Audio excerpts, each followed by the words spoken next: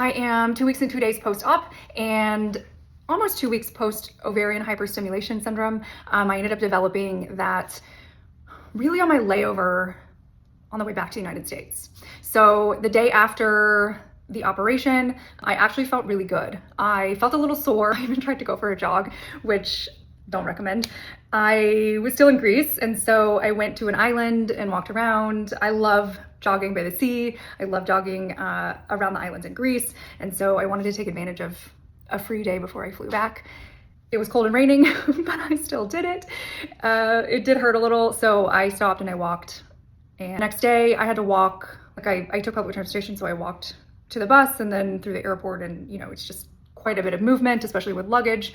And by the time I landed on my layover, I felt awful. I mean, awful. So bad that I debated leaving the airport and finding a hospital and just missing my next flight.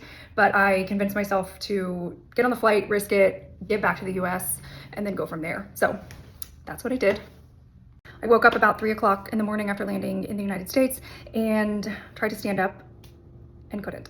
It was so painful. I was holding on to things to try to move around and grabbed my phone, texted my doctor, said, here's what's going on.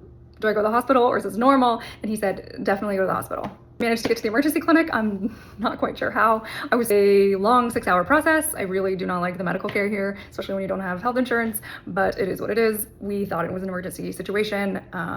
Very likely could have been. There was no way of knowing until I did an ultrasound.